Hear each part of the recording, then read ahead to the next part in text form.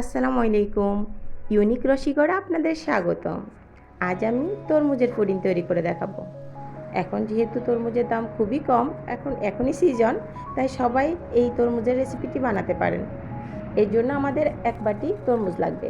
আমি এটাকে এভাবে ছাঁকনির সাহায্যে ছেঁকে রস করে নিয়েছি। আমি এখানে হাফ কাপ তরমুজের রস নিয়েছি, আর এর সাথে দিয়ে দিব 1 টেবিল চামচ চিনি।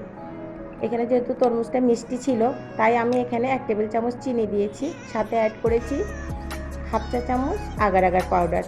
এটা আমি তরমুজের জেলোটাকে তৈরি করার জন্য দিয়েছি। তারপর 1 টেবিল চামচ চিনি দিয়েছি, দিয়ে ভালো করে ঠান্ডা থাকা অবস্থায় মিশিয়ে নিতে হবে। অবশ্যই ঠান্ডা থাকা অবস্থায় মেশাতে হবে, না হলে লাম্পস হয়ে যেতে পারে। তারপর চুলাটা জ্বালিয়ে নিব, নিয়ে ভালো করে নেড়ে চেড়ে এটাকে যখনই একটা ব্লক চলে আসবে তখনই এটাকে নামিয়ে যে পাত্রে সেট করব সেখানে ঢেলে নিব। ঢেলে নেওয়ার পর ভালো করে নিচে ফ্যানের বাতাসে একটু নেড়ে ছেড়ে ঠান্ডা করে তারপর ফ্রিজে 10 মিনিটের জন্য রেখে দিব। যখনই সেট হয়ে যাবে তখনই একে সুন্দরভাবে কেটে নিব টুকরো টুকরো করে। তারপর আমি একটা পাত্র নিব, যেখানে নিয়ে নিব 1.5 কাপ লিকুইড মিল্ক। এখানে আমি লিকুইড দুধটা ব্যবহার করেছি, আপনারা চাইলে পাউডার দুধও ব্যবহার করতে পারেন। তারপর এর সাথে অ্যাড করব 2 টেবিল চামচ চিনি। এরপর সাথে অ্যাড করব হাফ চা চামচ আগার আগার পাউডার। তারপর চুলাটা জ্বালিয়ে দিয়ে ভালো করে মিশিয়ে জাল করে নিব। অনবরত নাড়তে থাকতে হবে যাতে সর না পড়ে যায়।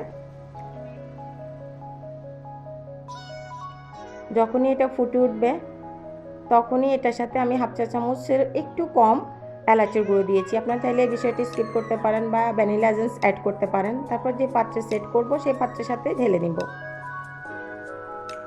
তারপর ভালো করে নেড়ে চেড়ে এটাকে ট্যাপ করে নিব, নিয়ে বাইরে 30 মিনিটের জন্য ঠান্ডা করে এরপর ফ্রিজে সেট করে নিব 30 মিনিটের জন্য।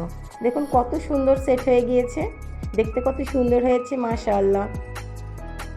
এই তরমুজের পুডিং বাচ্চাদের খুব পছন্দ হবে, কারণ এই গরম থেকে এসে ঠান্ডা ঠান্ডা স্কুল বা যে কোনো জায়গা থেকে এসে যদি 1 পিস তরমুজের পুডিং খেতে পারেন অসাধারণ লাগবে। Thank you for watching my video. অবশ্যই আমার চ্যানেলটা সাবস্ক্রাইব করে দিন।